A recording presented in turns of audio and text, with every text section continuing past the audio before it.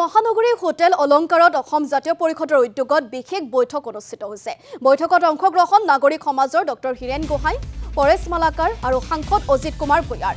বিৰোধী ঐক্যৰ শেহতীয়া পৰিস্থিতি সন্দৰ্ভত আলোচনা কৰা হয় বৈঠকত। গুৱাহাটীত অনুষ্ঠিত হোৱা অসম সন্মিলিত নাগৰিক অভিৱৰ্তনৰ পিছত একাধিক্ৰমে প্ৰতিটো বিৰোধী ৰাজনৈতিক দলৰ সৈতে আলোচনাত মিলিত হৈছে নাগৰিক সমাজ। বৈঠকৰ অন্তত এই মন্তব্য ডক্টৰ হিৰেণ গোহাঁই। অসমৰ জনতাই বিৰোধী ঐক্য বিচাৰিছে। কি প্ৰক্ৰিয়াৰে বিজেপিক পৰাস্ত কৰি লক্ষ্যত উপনীত হ'ব পাৰি তাৰে সমীকৰণ কৰা হৈছে বুলি মন্তব্য ডক্টৰ হিৰেণ গোহাঁই। পুনৰ ঐক্যবদ্ধভাৱে যুঁজাৰ সংকল্প এজেপিৰ সভাপতি লুৰিণজ্যোতি গগৈ। জনগণৰ চিন্তা, লক্ষ্য, উদ্দেশ্য আৰু আহ্বানক সন্মান জনাই আগবাঢ়ি যাম বুলি মন্তব্য কৰে লুৰিণজ্যোতি গগৈয়ে।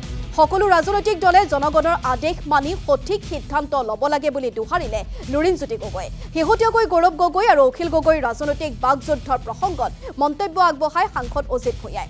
এনেধৰণৰ চৰ্চা হ'ব নালাগিছিল, কিন্তু ৰাজনীতিত যিকোনো ঘটনা ঘটিব পাৰে। শীঘ্ৰেই এই ক্ষোভ নিৰাময় কৰাৰ চেষ্টা কৰি আছো বুলি মন্তব্য অজিত কুমাৰ ভূঞাৰ। তিনি গগৈৰ প্ৰসংগতো মন্তব্য সাংসদগৰাকীৰ। এয়া বিজেপিৰ ষড়যন্ত্ৰ বুলি মন্তব্য অজিত কুমাৰ ভূঞাৰ। আমি বিভিন্ন ধৰণৰ কথা পাতিছোঁ। তাৰপিছত প্ৰধান কথা হৈছে যে বিৰোধী ঐক্য কেৱল আমাৰ এটা মনে গঢ়া কাহিনী নহয়, অসমৰ মানুহে বিচাৰিছে। আৰু বিৰোধী ঐক্য অবিহনে বিজেপি দলক পৰাস্ত কৰা সম্ভৱ নহ'ব। গতিকে আমি এইটো চেষ্টা কৰি আছোঁ আৰু সেই মৰ্মে আজি জাতীয় পৰিষদৰ লগত কথা পাতিলোঁ। তেওঁলোক ইতিমধ্যে আমাৰ লগত এই সম্পৰ্কে একমত। আমি এটা বিশেষ প্ৰক্ৰিয়াৰ মাজেৰে আগবাঢ়িছোঁ। যিটো ৰাজ্যিক অভিৱৰ্তন হৈছিলে তাত কিছু প্ৰস্তাৱ ইতিমধ্যে গ্ৰহণ কৰিছে আৰু সেই প্ৰস্তাৱৰ অংশ হিচাপে আজি আমাৰ লগত আলোচনা প্ৰক্ৰিয়াটো আৰম্ভ হৈছে। আৰু ঐক্যবদ্ধভাৱে যুঁজিব লাগিব আৰু বিজেপিক পৰাভূত কৰিবৰ কাৰণে একমাত্ৰ অস্ত্ৰটো হ'ল, কৌশলটো হ'ল একতাৰে যুঁজা। এইটো আমাৰ অসম জাতীয় পৰিষদৰ বিষয় নহয়, এইটো জনগণৰ বিষয়। দেশৰ সংবিধান গণতন্ত্ৰ সুৰক্ষিত কৰিব খোজে সকলো ৰাইজেই আমাৰ ৰাজনৈতিক দলসমূহ বিৰোধীক একেলগে আগবঢ়াটো বিচাৰিছে।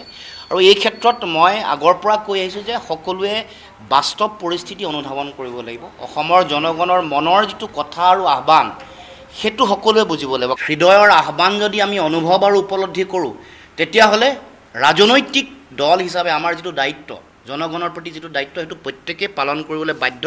আৰু মই ভাবোঁ যে নিশ্চিতভাৱে এই কথা সকলো ৰাজনৈতিক দলে, মই কাৰো নাম ল'ব খোজা নাই, প্ৰতিটো ৰাজনৈতিক দলে সেই কথা মানি, জনগণৰ আদেশ মানি, তেওঁলোকৰ আশা আকাংক্ষাক প্ৰতিফলিত কৰি সঠিক সুস্থ সিদ্ধান্ত প্ৰত্যেকে গ্ৰহণ কৰে। বিষয়টো এনে চৰ্চা হৈছে অসমত, আৰু পৰিৱৰ্তনকামী মানুহে মিছা কথা কৈ লাভ নাই যে এইটো কথা বৰ ভাল পোৱা নাই, এইটো হ'ব নালাগিছিল। কিন্তু ৰাজনীতিত বহু কথাই ঘটে, হয়। গতিকে আমি আশা কৰিছোঁ আৰু আমি ভিতৰি চেষ্টা কৰি আছোঁ যে এইটো কেনেকৈ নিৰাময় কৰা যায়। আৰু আশা কৰিছোঁ আমি যে খুব সোনকালে এইটো শেষ হ'ব আৰু আমি একেলগে কাম কৰিবলৈ সুবিধা পাম। এই তিনি গগৈ কথাটো স্পষ্টকৈ আৰু কোৱা ভাল, কৈছোঁ আমি আগতে যে এইটো শাসক দলৰ এটা অংশ, এটা প্ৰচাৰে নহয়, এইটো এটা ষড়যন্ত্ৰমূলকভাৱে তেওঁলোকে এইটো উলিয়াই দিছিলে। আৰু এইটো আৰম্ভণি পায় লুৰিণজ্যোতি গগৈয়ে, মই অন্ততঃ মোৰ মনত আছে যে আমি ইয়াৰ বিৰোধিতা কৰিছোঁ, আৰু কংগ্ৰেছৰ নেতাইও সেই সময়ত এই বিষয়টো ভাল পোৱা নাছিল।